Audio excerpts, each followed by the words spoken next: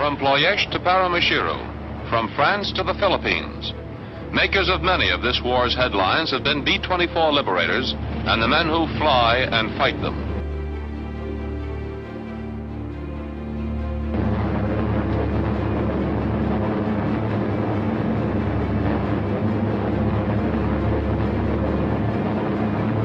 On the night of February the 18th, we did a trip, I think it was to Dusseldorf, where we're doing jamming aircraft, the anti-aircraft guns and things around that target. And when I came back, I was spitting up blood. I had a bad cough of bronchitis, but we were on the battle order the next night on the 20th. So I said, well, I'll do that flight and then I'll check with the guys said, you're nuts, you should go and see the doctor now, you might have some real damage. So they grounded me. Another chap took my place and they got shot down that night. The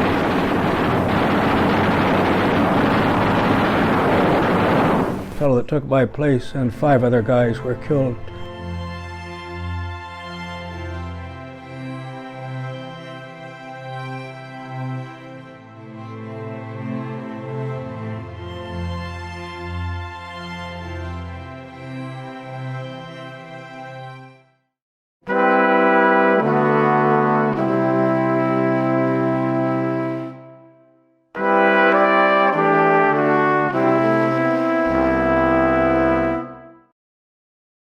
Hi everybody, my name is Zach Dunn from Global Veteran Stories, and before we get into our veteran story today, I just want to introduce myself and my project. Global Veteran Stories is a video documentary series I started back in 2021, dedicated to preserving the stories of World War II, Korean War, and Vietnam War veterans.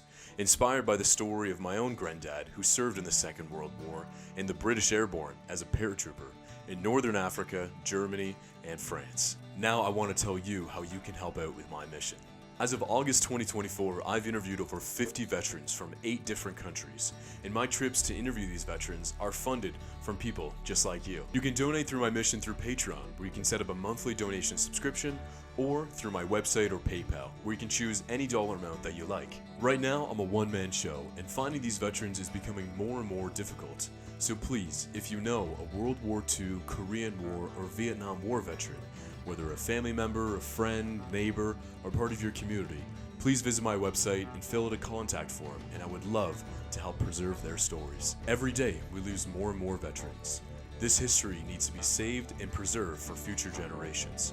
Thank you so much for your support. Now, let's get into our veteran story. Rex Arnett, born November 12, 1924, in Toronto, Ontario, Canada, joined the RCAF at the age of 18 in 1942. He trained to be a wireless operator on B-24 Liberator planes. Rex played a critical role jamming German radar, guns, and other types of equipment on dangerous trips deep into German territory. I sat down with Rex Arnett in July of 2023 in his home in Toronto, Ontario, to save his stories on video. Just say it? Yeah. Yeah, Rex Arnett. My birthday? November the 12th, 1924. I'll be 99 in November. I'll be 100 next year. You look fantastic. Almost 99. What was your childhood like growing up in Toronto at that time? Well, we lived mostly at Woodbine and Danforth in that area. When my mom died, my dad hired this housekeeper, and she was very nice. Mrs. Russell, her name was, and her daughter came, and they were housekeepers for us. Then she decided she wanted to have a boarding house. So we moved just a block away to a house on Woodbine, and then from there on to Strathmore, just around the corner. And the boarding house was an interesting place. It was she had different types. There was an old maid there who was very wealthy. There was a guy that drove a truck. There was a girl that worked at Simpson's, and she drove a motorcycle. Really? And she was, I used to challenge her to a wrestling match. I could never beat her. She was as tough as nails. But it was an interesting setup. It wasn't like home, but But when you're young, you kind of adapt and you get along. Then my dad got sick again. He had osteomyelitis from the First World War, a wound that he got in his leg. And they finally took his leg off at the Veterans Hospital. It was on Christie Street, I think, too. It's called the Christie Street Hospital.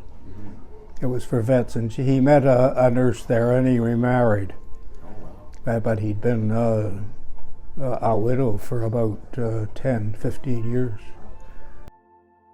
My dad was in the First World War. He was joined up when he was 18. And he was in France. And him and another guy were, a guy named, I remember, he had a good friend, a Polish soldier named Ted Slabowski. I can remember that name. I watched my dad tell him.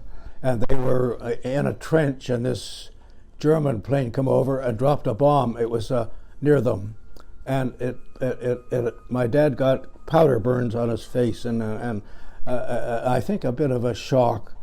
Anyway, apparently he went, when he came home from overseas, he went out to British Columbia. He'd probably be only 19 or 20 when he got out of and he worked in a lumber camp. And he got his health back, he got strong, and he was, his job was to, I think they called it, he'd top the spar tree. Apparently they take the highest tree and cut the top off and put their pulleys and things on that. But when you cut it off, the tree would go. It would wiggle back and forth. So it was kind of a dangerous job, but yeah. He seemed to like it, and he got his strength back, and then he came back to Toronto. He met my mom in Victoria, and they got married. He was only 20 years old when she married, and he was probably 22, about the same as me. What was your dad's birthday? Birthday? Yeah. He was born in 1900, and he arrived in Canada when he was 1 year old. He was born in England. Oh, he was born. And my mom was born in Victoria. He was only 18 in the First World War, yeah. Oh, yeah. He lied about his age. I think he was actually younger than that when he joined up. But he said, oh, God, the First World War was, slugging through that mud and those trenches and everything. The war came along, and I was kind of at loose ends. I was kind of living here and there with friends, and so I joined the Air Force in 1942. I was, as soon as I turned 18. I trained in Calgary. I trained as a wireless op and a navigator, but I ended up doing wireless work. I was the wireless op in our crew. The wireless operator had an important job of communicating coded messages from airports to its pilots on the plane.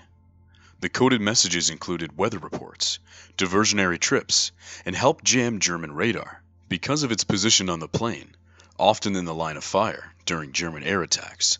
The wireless operator position had a high casualty rate. I trained in Calgary. Then I took an OTU in Nassau in the Bahamas, and that's where we crewed up with that. Oh, the picture here. This one here? That one, yeah. That's in Nassau in the Bahamas in '44. Oh, wow. And this is the original crew. And we were flying Dakotas, and then we transferred on to Liberators, 4-engine. The training consisted of navigational flights and wireless, communication stuff. And the graduating exercise, it involved intercepting a frigate out of Bermuda in the Gulf of Mexico. And it was about an 8-hour exercise, and we were to intercept this frigate. They would give us a target, and we'd drop a depth charge on it. But anyway, we were supposed to check in with the first crew that was. There was several planes on the exercise. So I tried to get in contact with them, but didn't get any response. So when we got in touch with the frigate, they said the other crew had they did a square search around the plane, or the ship. He said they never reported back, so that got the wind up. Anyway, it turned out they never did show up. They must have ditched. Well, the sea was awfully calm, but the The crew was made up of the chief flying officer, the navigation officer, the communications, all the big shots, and they got horsing around, we think. And the sea was very calm, and it's hard to judge your height when when the sea is calm, and we think they must have got trying to do some low-level stuff and maybe dipped a wing and that. Never found any debris or anything. And we searched for a couple of days. So that was my first experience, and my crew with problems, guys getting killed. Yeah. So we finished the OTU. If you have any questions, just Keep going. and then I was assigned to a squadron in England. Our whole crew was. On the way over, I didn't like the food on the ship, and I was eating these Rosebud chocolates, and I got so sick. How many chocolates did you have? Oh, I must have eaten tons of them. They were called Rosebuds. They still sell them, you know. I don't think they call them Rosebuds anymore. But they thought I had appendicitis, so they took me off the ship. The funny part was they said, go down and get your kit bag. And then they put me on a stretcher after I've hauled my kit bag up.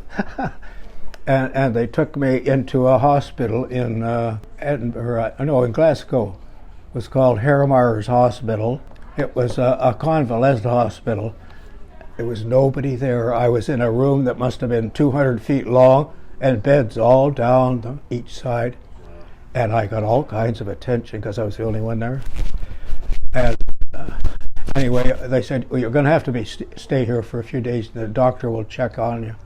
Anyway, within a week, the D-Day landings had just started. The big guns raised their sights as the assault boats went in and smashed at the enemy's gun batteries farther inland.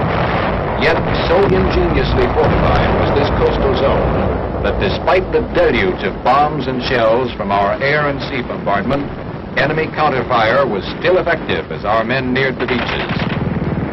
Our first assault wave had a full share of heartbreaking misadventures. Many of their boats were hung up and wrecked on steel hedgehogs. Plunging fire from enemy batteries was extremely accurate. And the place was full of wounded soldiers before I left. And so, anyway, my turn came up for the doctor. She's going to examine me. And so this nurse said, go in that room and get undressed. And so this woman came in and she said, I'd like you to go undress and I want to just check your... Anyway, she checked and there was nothing wrong. I probably had indigestion. So I left there, hopped on the train and got back to our squadron. Your role on the plane, like what was your job on the plane? My job was to make sure everything was coded in the Morse code. And I'd have to make sure I got the message. The Germans would jam our frequencies too, so there was a lot of static. That's why my ears are gone.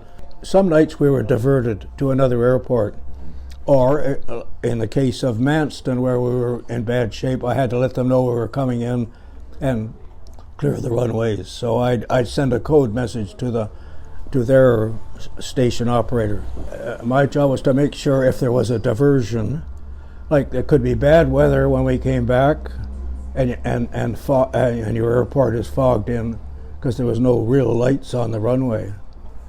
And the other reason, sometimes night fighters from the German night fighters would be in the area, so they'd divert us to a different airport. So you had to make sure I got that message, or we could be, flounder into to our home base and find out it's blocked out and you're out of gas. Yeah. And also I could get a fix for our navigator if he got somewhat confused, because his G-box would get jammed by the Germans too. So I could get a fix from two transmitters, one in Scotland and one in southern England, and I could get a fix for the navigator and tell him where he is approximately, so he could adjust his flight plan. And the other thing was I had a piece of radar equipment which would show a blip if somebody was approaching our aircraft. So if it was a night fighter, At the time, it wasn't working though. The planes we flew in were obsolete. They were old American planes. One guy says, "I wouldn't fly this thing to the wreckers." It's just that was what the Americans that brought it over to our base. You know. How old were the planes? Do you remember? Well, they were all Liberators. Oh, well, none of them were that old, but they were old by comparison, eh? Yeah. They're like a Lancaster or something. Right? They'd done a tour, probably with the U.S. 8th Air Force. Then we got them. We also flew Fortresses, which were in better shape. Yeah. But there was 2 squadrons on our base, 214, which was the Fortress Squadron, and ours was 223, which was the Liberators. I was with 223. So that was my job, basically. So if I missed that, I can remember the first flight. I thought, God, if I miss that diversion, we'll crash. Yeah. A lot of pressure for. I was really nervous, and I had to have to tune these old Marconi sets, to a frequency so you'd get it. And I remember the first night I hear that was this. I thought. And these guys were fast, and I thought, God, am I getting this? Yeah. I think the first diversion was to King's Lynn. It just said diversion King's Lynn. That was the message in Morse code, yeah. Wow. I had the code down perfect. I was... Anyway, I said, wireless operator to the pilot, we're diverted to King's Lynn. I hope.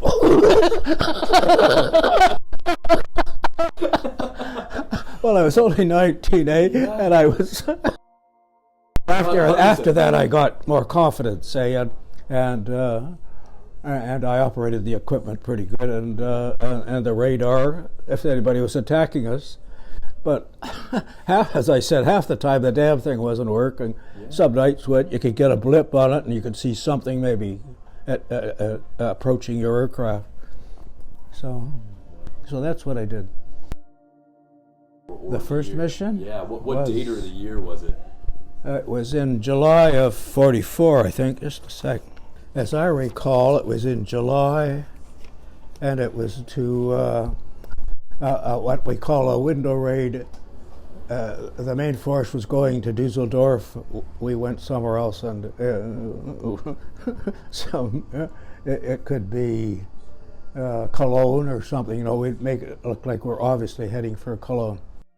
They were launching V1s and V2s from the Hague. You could see it just across the channel if you got up high enough. And so our job was to spot these V2s and V1s and send a signal, and that would alert the people in London or whoever that something was coming, and they might be able to shoot it down before it got there. We'd only did that for a couple of days, and then we started these diversionary trips. The idea was to divert the German night fighters away from the main bomber stream. And so we'd take off under cover of what they called a Mandel screen. It was really radar. It blocked the Germans' radar. And we'd go out with the main bomber stream, and then we'd cut away from it. There'd only be 2 aircraft maybe. We'd stop dropping tinsel paper, and that would make a blip on the Germans' radar, like so many heavy bombers going, say, to Dusseldorf, and the main force would go off somewhere else. So they'd send their night fighters up to intercept us. Our course looked like an obvious target, so the German night fighters would head for that section, and we'd turn back before we got there just to avoid them. And it worked pretty good most of the time. I think the longest raid we did was on to Berlin. The other job we did was we'd stay on target while they were bombing, and we'd jam the flak guns, searchlights, okay, the spotlights, and the night fighters' communications. And then on the way back from that trip, we started running low on fuel, and one of our engines conked out. We got hit by a bit of flak. As we approached the coast, I alerted there was an emergency drone called Manston, and it had these huge runways. You could take off across them rather than that's how wide they were. Oh, wow. And the runways come right down to the ocean, to the channel. And so I alerted them that we were coming in and we were low on fuel, and we'd lost an engine. So clear the runway, and we got in. Okay, ramped down. And the next morning, we stayed overnight. Next morning, we went out to see what the guy said. God, you guys were lucky. He said there was about a thimble full of petrol left in your engines. We stayed there for a day or so while they repaired the other engine, and we went back to our squadron and proceeded to do operational trips. Right. On the night of February the 18th, we did a trip, I think it was to Dusseldorf, where we were jamming aircraft, the anti-aircraft guns and things around that target. And when I came back, I was spitting up blood. I had a bad cough of bronchitis. But we were on the battle order the next night, on the 20th. So I said, well, I'll do that flight, and then I'll check with the doctor. The guy said, you're nuts, you should go and see the doctor now. You might have some real damage. So I did, and he grounded me. He said, what's happened? You've popped the blood vessels in your lungs from coughing at that altitude. So high up, right? Yeah, because it could expand it. Your lungs can expand more. So they grounded me. Another chap took my place, and they got shot down that night. The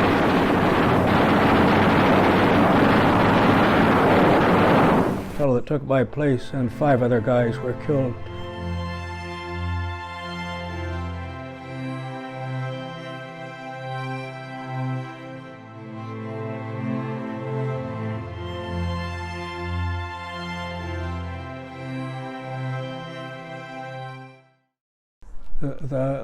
The gunners got out, they bailed out. There was a hatch at the back of the plane, but the front was a dust trap. You couldn't get out.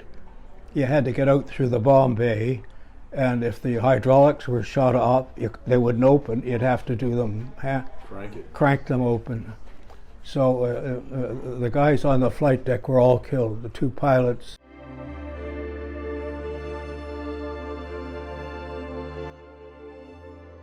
Mid-upper gunner, the wireless operator, and the flight engineer. And one of the gunners, he was a young English kid. I felt he was a guy that you couldn't tell him what to do. He was a beam gunner. And we tell him to put his harness on for his parachute. No, I'll put it on if I need it. At the last week, I was talking to my pal. My good friend was a beam gunner. His name was Maxwell. He was from Sioux Lookout. And he said the last I saw of him, he was running around looking for his parachute and his harness. So he got killed. He would have survived. Apparently he got it on, but they found him in the field where the plane crashed.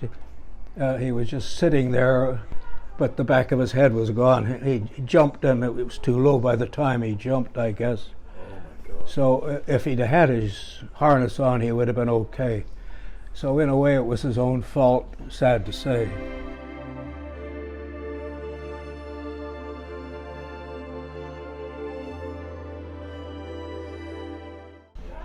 And the other, the rest of them were all found in the section of the plane that it all stayed together. Yeah. And they said they died instantly. They were, really a bad crash, and they were buried in a Catholic cemetery in Germany, and then transferred to a cemetery in France. Wow. And that's where they're buried.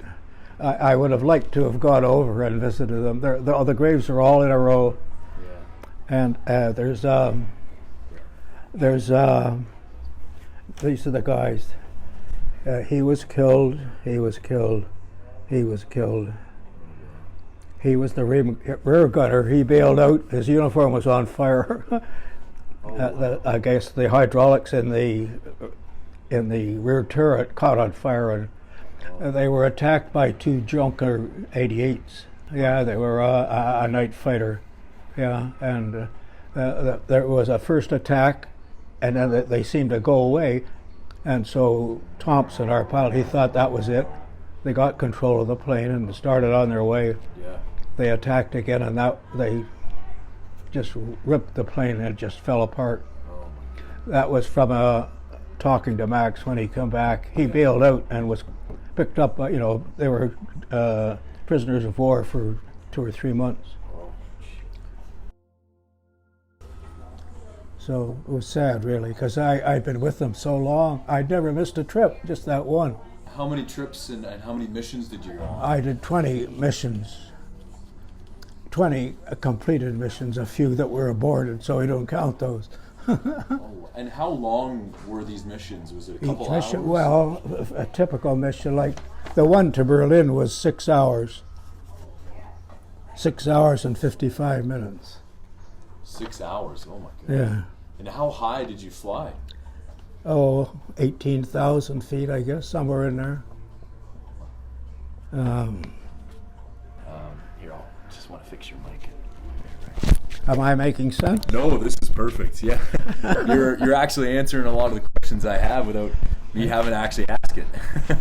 I kept flying with other crews after that, and I flew one mission with a guy, Lord Briscoe. He was an English lord. Oh, really? He was a lord before he joined the Air Force, I think. Oh, wow. Yeah, and then I understood he became the manager of Heathrow Airport after the war. Wow. Yeah. That's incredible. So I flew one trip with the Lord. Were you ever scared flying that high and flying for No, that it long? never entered my mind. When you're 18, you think nothing's ever going to happen to you. But it comes home when you hear of it. The first crew that was shot down, that was about a month after we started operating, and we lived in Nesson huts, and there was bunks along each side, and they were kind of a corrugated steel, and they were that shape. Okay. And there's a little wooden stove in the middle, for a coal burning stove, for in the winter. It never got that cold. And there was a fellow named White from Toronto, a young guy who was into music a lot, and he was one of the first guys that they went missing, and they were all killed, him and his crew. Aside from the war, we had a baseball team. We had about enough guys to make a ball team, and the American 8th Air Force was based all around us. Oh, yeah? So they challenged us to a ball game, softball. And we had a pitcher from the Beaches League. His name was Charlie Aspinwall, and could he pitch? Oh, thank God we had him, because he was the whole team. He was the best player. Oh, yeah. Anyway, the Americans invited us over to their mess hall, and we got there, of course, and their food was 100% better than ours. They had nice fresh fruit and steak. Oh. Oh, wow. What did you guys eat on a daily basis? What did you guys eat? What was the meals like? Yeah, what were the meals? Brussels sprouts. Oh. And I hate them. And they were big. They weren't tender or anything. And a lot of what do you call it? That stuff, curried meat and things. Oh, okay. Our post-flight meal, we called it the Last Supper. We'd have it before we took off. Yeah. And we get an egg. An egg was a rare thing. Yeah, we get an egg and some bacon and the grease. Oh, the egg was. I can still see Tommy, our pilot, putting jam on it. We'd all eat together, and then we'd go out to the plane and shoot the breeze before we took off. Yeah. Have a smoke. I smoked then. I did. Oh, really? I didn't smoke after the war very much, but I did then. Yeah. Had a little package of wild woodbines. There was 5 in a pack. I'd keep them in my tunic pocket. Really? Oh, anyway, we played ball against, and we beat them the first game. Did you end up winning? Yeah. They had a pitcher. He went like he pitched like that. That was something new. Where Charlie was, yeah, Charlie had a lot of stuff on his ball. like gum or something like yeah. I played first base because I was left-handed, and I was a kind of a natural, and I liked baseball. I wasn't too bad at it. Yeah. Anyway, then we invited them back, and they beat us. We were ashamed to take them in our mess hall. It was so lousy by comparison. Yeah. Anyway, and then the third game, I don't know, I guess some of them got killed or something. It never happened. Oh, wow. So, but it was that was a sideline, you know. Yeah.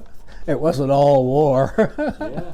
The area where we were, it was based, it was called Oulton, and it was near the village of Aylsham. And in between was Blickling Hall. Blickling Hall was where Anne Boleyn lived. Wow. And they've got and I kept the whole thing here for you. Menu there. Oh, here it is.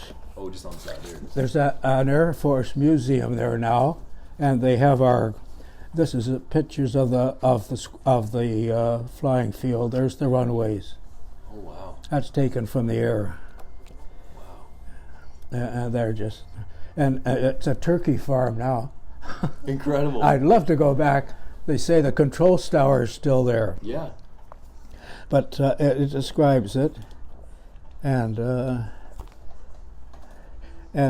anyway, you know that thing on YouTube of me? Mm-hmm. They play it day and night at this museum. No way. At Blickling Hall. At Blickling Hall. Yeah, there's Blickling Hall. That's where Anne Boleyn was born, and it's a national treasure. But they have this Air Force Museum there. Yeah. It was only about a mile from our base. Wow. Oh, and they got our picture in here. That's part of the museum. Wow. And there's our crew. Oh, there you guys are. And here again. Oh, it says all the names That's too. in Nassau, and that's when we got overseas. Wow. And you can see this guy was not with us. Yeah, We added, this fella flew, where is he? Oh, he's not, he's behind that thing. He's not shown here. There's a guy called Carpenter. Oh, he's in this photo. Yeah, he's in it, but he was a bomb aimer, and he had one trip to complete a 30, so he flew it with us. I didn't do anything. I probably looked out the bay window. Enjoyed the view? But he got credit for an operational trip, so that, wow. And he got in the picture for some reason. Yeah. But he was a nice guy, and his son contacts me and chats with me occasionally. Wow. Yeah, he's quite proud of the fact that I flew with his dad. Oh, that's amazing. And this guy was a special operator, and his daughter lives in Halifax, and she calls me from time to time. Wow. Because she's happy to know I flew with her dad. Yeah, so he was Ron, is it Palmer? Yeah, what's his name? Ron Palmer, I think it is. Yeah, that's him, Ron Palmer, and yeah. So they were additions to the crew. Wow. Other than, and he was an addition, other than that photograph from NASA. Yeah. So there's 3 other bodies in there. You see, he's replaced him. Yeah. And this guy was added, and these 2. Wow. They were special operators. They operated the special equipment that jammed the flak guns and this and that. And oh, wow. Wow. This is amazing. Here, I'll show you something. This describes the night they were shot down. Wow. I've marked it off. It starts there, and there's our crew, and it's all this here. Incredible. This book describes the whole operation of 100 Group, and it's really interesting, and if you'd like to borrow it, you're welcome to it. I would, yeah, that would be, I'm only about 20 minutes, I'm 15 minutes away from you, yeah, actually. well, it's really interesting. Absolutely, I'll definitely read through it. Thank you. But that describes what happened to us that night, or what happened, and I was on the ground, thank God. Or I'd have been buried over in France. After the war, I stayed on the squadron for about 3 weeks before they closed everything down, and we flew ground crew fellas over Europe. And it was interesting. I can remember D-Day or VE Day, flying over Paris, and all the around the Eiffel Tower. There's people there, and we were at about 1,000 feet, nice and low. And then we flew down the Ruhr Valley, and it was full of German prisoners for mile after mile after mile. And Cologne, the thing I remember about Cologne, we flew over Cologne, and I could see all these reflections from the sun, the sparkling of broken glass, and the only thing standing was the cathedral. Everything else around it was cracked. Wow. So that's just a sideline. So I did that for about 3 weeks to a month. I flew with a pilot friend of mine, and we put ground crew guys in, and I kind of chaperoned them. Toured them around? Yeah, I used to take some of the air tests with our pilot. Him and I were pretty good friends, and he'd let me fly the thing. He wouldn't let me land it. I'd prying it. Probably get in trouble. Probably would have. But I didn't find flying that difficult, actually. But anyway, and then after that, I went to a holding unit down in the southern part of England after the war, and I was there from, I guess June. The war ended in May of '45. And I got on the boat in December of '45. So I was there from June, and we were at a place called Paynton near Torquay. It was a lovely area, sort of semi-tropical. Yeah. There was palm trees growing there, and they were imported, but they lived. The climate was mild. Yeah. And I met a friend I went to school with, and we cycled around and did things together, you know. He was a boxer, and I thought, gee, maybe I can, I'll show how tough I am. And we'd get in a ring, and I could nail a glove on him. Just 2 shots. Oh, he was so fast, you know. I was slow. I was left-handed, too. Yeah. So I was awkward to fight against. You thought you might have some advantage, right? Yeah, it was kind of fun. But anyway, he left, so I was kind of on my own, because my crew had dispersed. They had been prisoners, and they were sent home. I never did see them again until late in the war. Maxie, the beam gunner, come down to Toronto from Sioux Lookout and visited me and sort of told me about all of what happened. And when was that? Was that, I guess, a long time ago? Oh, yeah, it was back in, let's see, I was married in 47. It'd be probably 57, 60, 1960 somewhere. I was married by then, and we had a little house in Scarborough. Oh, did you? Yeah, I loved the spot. It was on a green belt at the back, you know. Yeah. All that forest area. Oh yeah, it was nice. It still is nice. It's still a green belt there. Yeah. They haven't built on it yet. Yeah. It's hard to keep things green, you know. Yeah, that's true. So many buildings. And I think I did 3 additional, after my crew was shot down, I substituted for guys that were missing or sick or something. I thought, God, maybe they'll get me this time. You're so lucky, But right? It turned out okay. Yeah. Yeah. Wow. Yeah. And I married this girl. She met me I knew her before I joined up. I remember going into, I always wanted to get to know her because I used to see her on the street, And I thought, God, I really like Downtown But Toronto. I never had a girlfriend. I played hockey and baseball, and I was kind of with the guys all the time. But I did like her, so I'm with this guy. Jerry Walsh was my buddy. He looked like Tyrone Power, really a good-looking guy, but kind of a doze, but a nice guy. But you know, but we got along good. So Jeannie was working at the bank. This is before I joined up, I thought, I wonder how I can get to just say hello. I thought, I said, Jerry, we're going to go down. I'm going to go in the bank and say we're thinking of joining up, and we've got a form to fill out. Would you have a pen I could borrow? You wouldn't ask me for a pen. So Anyway, she loaded me the pen and with Jerry. I said, would you like to have a coffee with us? We're just around a mom and pop shop around the corner. So she come out, and that was probably the last time I saw her till I went overseas. Not overseas, when I went out to Calgary to train, and I'd send her the odd little note with a picture, try to keep her in mind. But she replied back a little bit, but I never wrote a lot. And when I got overseas, I kept in touch. But I really didn't expect her to be, I don't know what I expected. I get off the train, and there she is with my dad and my stepmom. No way. What fish?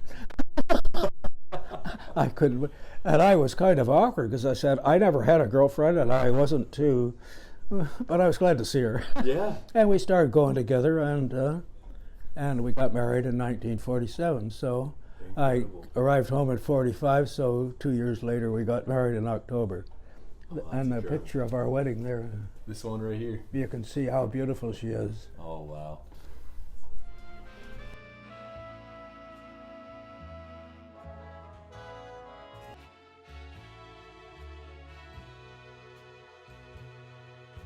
Yeah, And what was your name? Jeannie, Jeannee, Jeannie Pells. Wow. You got married in Toronto? Oh yeah, in St. Michael's Cathedral. St. Michael's. Oh, wow. Yeah, in the chapel of St. John's. Yeah. She wasn't a Catholic at the time. Oh, okay. Yeah, and that was something that was kind of. We didn't know whether to continue the relationship or not, because religion's kind of important. Big thing, yeah. And then I remember one night she said this old boyfriend phoned, and she said, she said, do you mind if I go out and have dinner with him? Because she says, I said, by all means. I said, I don't want you entering in a relationship with me if you're not sure yourself. I said, so feel free. I thought, God, I hope it doesn't work out. Fingers crossed. I wasn't so blasé inside as I was.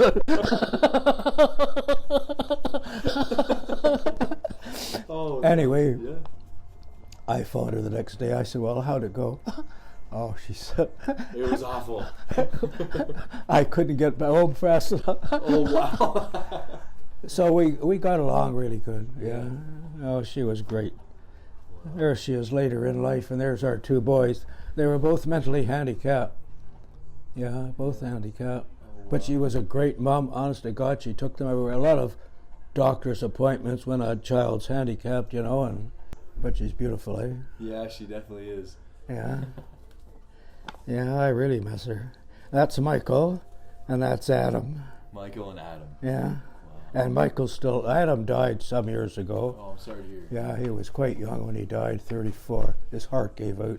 He was the youngest. And Michael's still at daybreak. Yo, wow. And I see him 3 or 4 times a week. Yeah. And so your friend Bob knows Michael, eh? Yeah, he does. Yeah. Yeah, well, that's nice. How long were you guys married? Jeannie was 20, I was 22. Oh, wow. Was I 22? 47. October 47. Yeah, 22. I was 23 in November that year, so I was just about 23. Wow. And Jeannie was a year and a half younger than me. And how long were you guys married? 73 years when she died. 73 years. Yeah, a long time. What's your secret to a long marriage? Oh, there's a lot of give and take, eh? And I wasn't any prize, I don't think. When I look back, I was glad to be with her here for 9 years when she got Alzheimer's, and I could help her and feed her and take her around in her wheelchair, and I got a chance to kind of talk to her, tell her I loved her and blah, blah, blah. I felt I never did that enough when we were married. You kind of get busy with the kids and work, and you kind of take each other for granted. But Jeannie was a hanger-inner. She was. I think some women maybe would have given up with two handicap. But Jeannie was a wonderful mom with her, and we got along good. Our We used to look for it. We used to go to Myrtle Beach for a holiday. Oh, did you? And we loved it there. She loved the shops, and she loved to shop. Yeah. Same with my girlfriend. She loves the. Yeah, and I don't mind shopping. I didn't mind shopping with her. I'm kind of a shopper myself, and I love picking out clothes for her. You know, there was that. I just liked her, but when I look back, I felt I didn't pay enough attention to her and tell her I loved her. But you get distracted, eh? Yeah. You don't go around telling your wife, "Oh, I love you, I love you." You should, maybe, but you know what I'm saying, eh? Yeah, absolutely. Okay, so you've pretty well got my life history, and here I am. My last question for you: the next generation that would see a video like this, Yeah. do you have a message or a piece of advice for them? My advice is to respect each other, try to be nice to each other, respect what differences there might be with them. You know, that's my philosophy. I mean, I don't go along to get along. I don't mean to be a pusher, get pushed around, but respect other people's beliefs. And if you want to discuss what you think and blah, blah, fine. If not, so be nice to each other. So here I am. Yeah. Still playing golf and trying anyway. Yeah. Doing a few paintings. I know your paintings are amazing. They're really good. Well, some of them are pretty good, some not so hot, but but I enjoy doing it.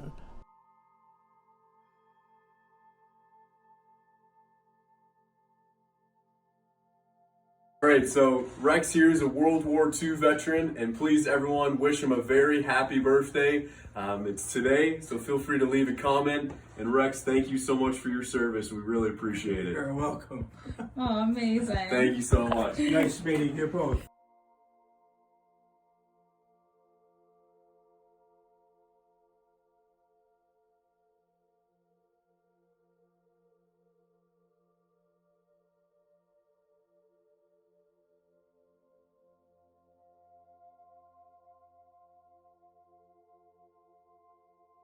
Open up the letter here and get a picture of it. So, you ready, Rex? Yeah. Okay. So, hello, Zach. I saw your video interviewing Rex Arnett. My great uncle, Flying Officer John Willard Thompson, was the pilot of Rex's Liberator Is that right? in 223 Squadron. That was Tommy. No, I've always tried to source that family. Yeah. So they sent me a letter. His dad was I flew with his dad. That was your pilot, wasn't it? That's right. Yeah, he was a great guy. We crewed up in Nassau. Oh, in the Bahamas. And I was with that crew right till that last night. Never missed a trip. But it was sad that they got killed. It was kind of a nothing flight too, you know. It Yeah. wasn't a meaningful raid or anything. But anyway, So- that's wonderful. So he said he was killed in action and is buried in Venray War Cemetery That's right. in Holland. I have a picture of his gravestone. Do you? Okay, I'll get a picture of it. Along with the other members of Rex's crew. Yeah. My grandfather, James Ernest Thompson, was also a pilot Yes, during and the war. I flew over to Brussels with him. Did you really? Yeah. No way. He was a warrant officer, second class. Apparently, he ditched a marauder on the west coast, and it wasn't necessary. But he didn't know how to transfer the auxiliary tanks. Wow. This is the story I got. Yeah, that's amazing. Yeah. So, But he was flying transport. and that's what he said. So he flew Douglas Dakota Transports Yeah. in support of the British airborne operations. That's right. And I flew with him in a Dakota over to Brussels. Wow. With him and a guy named Shorty, who was his co-pilot. No way. Yeah. So that's what he said in Operation Market Garden, Operation Varsity, and the liberation of the Bergen-Belsen concentration camp. Yeah. And he goes on to say that he survived the war, his grandfather, and married his grandmother. How did the brother make out? Let me read the rest of this. So He survived. I think he survived, and he married a Belgian war bride named Rita Tue, Oh. who lived under German occupation for 4 years. Did he come back to Canada? He did. So after the war, Ernie and Rita had 12 children. And the story of Uncle Willard was never forgotten, he said. His grandmother, being Catholic, lit a candle next to Willard's picture and grave every November. And the grave of... Is the brother still alive? No, unfortunately, I think he passed away in 2005, unfortunately. So he'd be about the same age as me. Probably. Yeah, maybe a little older. He might a be little older than me. Yeah. So he said that his family visited the grave of Uncle Willard and the rest of your crew every year. And like I said, many family members of him over the last 80 years have visited your crew's graves over in Holland. And I'd love to go over and visit them, you know. Yeah. It's a little late for me, I think. Maybe we can get a trip going. Yeah. It's never too late. So he said his grandfather unfortunately passed away in 2005. Yeah. And his grandmother in 2007. And he wanted me to share this message with you. He said, if Rex is still well and alive, please let him know that the family of Flying Officer J.W. Tommy Thompson is always thinking of him and of wishing him well. Isn't that nice? So this was retired Corporal Nathan Tommy Thompson. So this was the nephew of John Willard Thompson. Isn't that incredible, Rex? That's great. So I want to share the that. nephew of him, not his son. So this is the nephew. Oh, nephew, because of course, once he got killed, he didn't have any family. Yeah. So this is the nephew of John Willard Thompson. Isn't that incredible? So I just wanted. What a coincidence! Eh? And just because, you know what, Rex? Just because he saw my video on YouTube. I can't believe it.